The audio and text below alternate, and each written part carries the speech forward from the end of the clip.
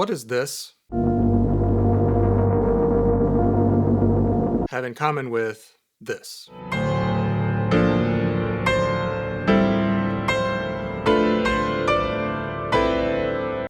Maybe more than you think, because the more I think about it, when we strip everything down in this very complicated subject that we call music composition, I think we really only have two tools at our disposal, and they are pattern and contrast, or pattern interrupt. Breaking things down to their simplest elements, which are really these two tools, kind of helps me contextualize things when I sit down in front of a blank page. We can probably think of several obvious examples of patterns in music.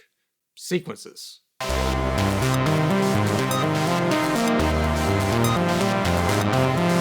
An ostinato.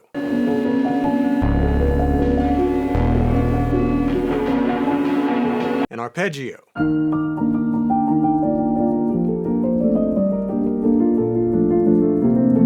A chord progression.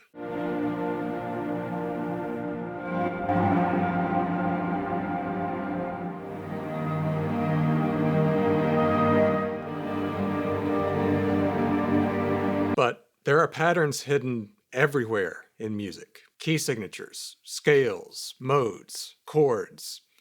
They're all established patterns. Every single harmonic language, like functional harmony or extended tertian harmony, is just an established intentional set of patterns. Someone decided that this is what they would do and this is what they would not do. They're systems. Extended tertian harmony uses patterns of stacked thirds that do interesting things when you invert them and flip them around. Chordal harmony uses patterns of fourths instead of thirds. Even something maybe a little less familiar to our ears, like serialism or 12-tone harmony, it's kind of right there in the name. Serialism indicates that there is a pattern, even though the whole intention behind serialism is to avoid the obvious appearance of patterns. At its core, it's still a systematic sequence of notes. A fairly common issue among less experienced composers, myself included back in the day, is the fear of being too repetitive, so we completely avoid patterns altogether. But without some degree of repetition, some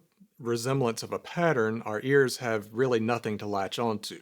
Kind of feels like we're lost at sea. This is why ostinatos are so popular in film music. This is why drones are so popular in film scoring these days. No matter what's happening around it in the sound design or in the score or on the screen, it grounds the listener. It gives them something to latch onto. There's a really good reason why composers are hesitant to use repetition or rely on it too heavily. It can start to sound kind of cliche and a little too predictable, and we don't want the listener to know the end of the sentence when we start the sentence. So we have to find some sort of balance, and we typically do that through the use of patterns paired with contrast. This can be as simple as period structure in a melody or a phrase. So I might have an A, B, A, C thing happening where I establish a pattern but then break the pattern with some contrast by going to a different ending at the end. Here's an example from my waltz in G minor, which you should all know by now if you're familiar with this channel. So that would be the A phrase, and then the termination of that phrase could be considered B, and then we do A again. Now we go somewhere different, C.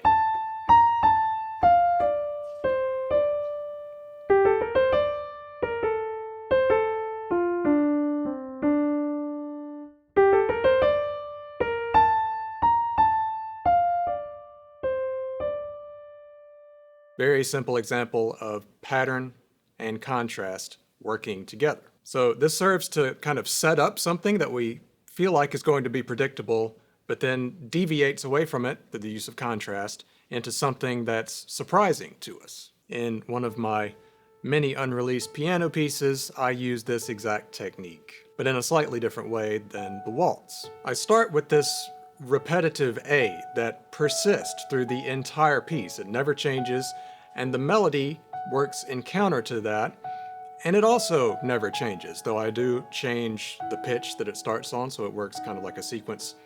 We won't worry too much about that for now. But this is the initial idea.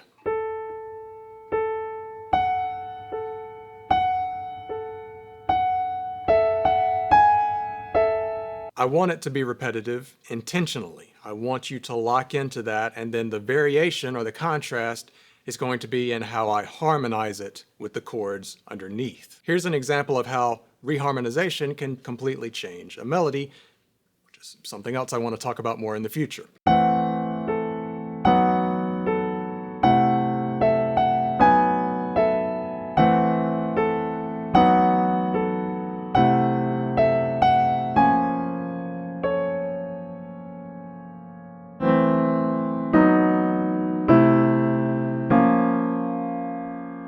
That last chord is a surprise. It's what my composition teacher would have called a fresh harmonic change, even though that chord has a little tinge of bitterness to it, right? It's meant to be a little bit more intense, a little bit more sharp, a little bit more biting, because then I'm going somewhere else. So if I play that phrase leading to the next phrase, I think it will make more sense. I'm going to a darker variation of this melodic theme.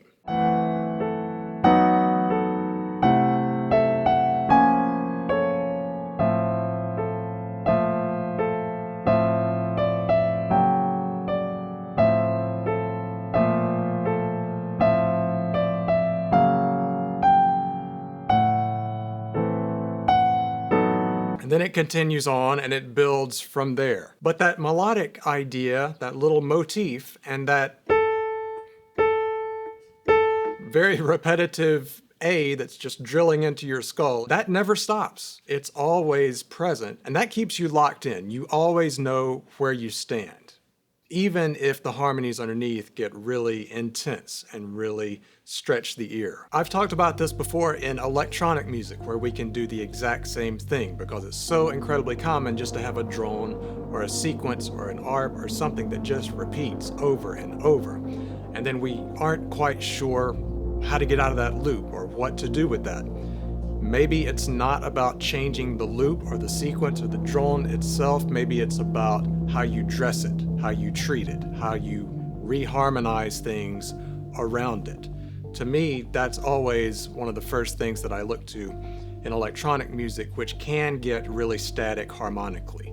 If you would like to learn more and go a little deeper into my own thoughts about harmony, I made a free guide. It's downloadable down in the description below. I'll leave that linked for you if you're interested. So if you take anything away from this video, I would say, without a pattern, contrast has no meaning at all. We have no frame of reference. It would be kind of similar to if we watched a film and we never had any establishment of the character's wants, needs, or desires, so we had no idea why they were making the choices or the pattern of choices. Take Breaking Bad. Like, if you didn't know and understand Walter White, you wouldn't understand his transformation into what he becomes at the end. There's a pattern of behavior that makes each escalation or each left turn in that show so much more impactful, because there's a pattern and then there's a contrast. There's a breaking away from that pattern. I don't know if that made any sense whatsoever, but if you'd like to watch more videos about harmony, I've been talking a lot about it lately, and I'll leave one of those for you right here so you can check that